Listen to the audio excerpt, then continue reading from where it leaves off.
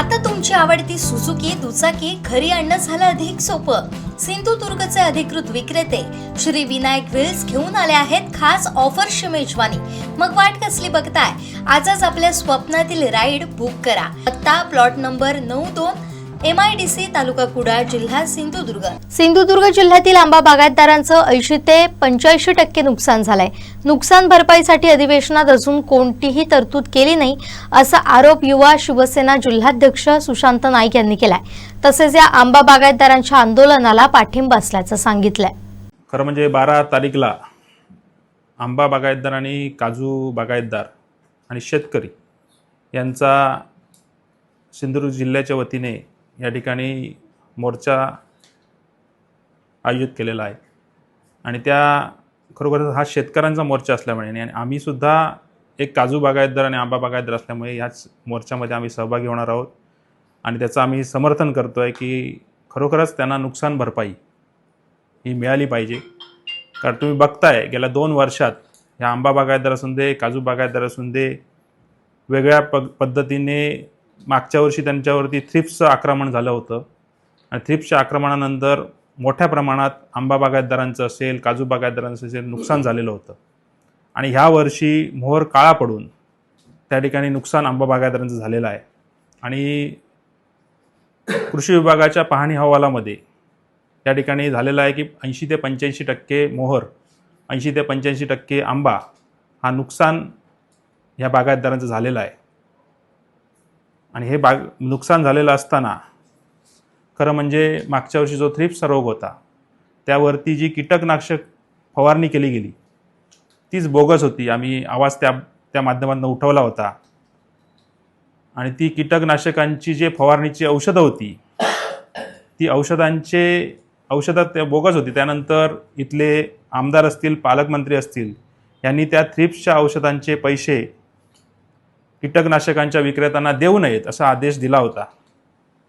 पण तरी पण त्या कीटकनाशकांच्या विक्रेत्यांनी त्या शेतकऱ्यांकडनं ते पैसे वसूल केले गेले. लाखो रुपयांची औषधं मारली तरी तो थ्रिप्सचा रोग काही गेला नाही आणि तरी पण ते पैसे वसूल करण्यात ते विक्रेते यशस्वी ठरले आणि राज्यकर्त्यांनी जी आश्वासन दिलं होतं शेतकऱ्यांच्या बाजूने ते काही पूर्ण झालं नाही. अशाच प्रकारचं आज खरं म्हणजे तुम्ही बघत असाल की एक महिनाभरापासून ह्या आंबा बागायतदारांचं काजू बागायतदारांचं आंदोलनं चालू आहेत, निवेदनं चालू आहेत आणि 80 ते 85% नुकसान भरपाई यांना मिळाली पाहिजे. नुकसान यांचं झालेलं आहे आणि त्यांना नुकसान भरपाई मिळाली पाहिजे म्हणून अनेक ठिकाणी निवेदनं दिली जात आहेत. पण तरी पण इथले पालकमंत्री नितेश राणे असतील यांनी फक्त त्यांची मंत्रालयात बैठक घेऊन तात्पुरतं आश्वासन त्यांना देण्यात आलं होतं. पण तरी पण अधिवेशन चालू असताना सुद्धा त्यामध्ये नुकसान भरपाईची कुठचीही मागणी कुठचीही तरतूद केली गेली नाही. खरं म्हणजे कालचा पाहणी जो दौरा होता तो खरं म्हणजे बुडाखालती आग लागल्यामुळे काल पाहणी दौरा खरं म्हणजे पालकमंत्री स्वतःच्या बुडाखाली आग लागल्यामुळे केला. कारण देवगडमधनं त्याचा आवाज उठला होता.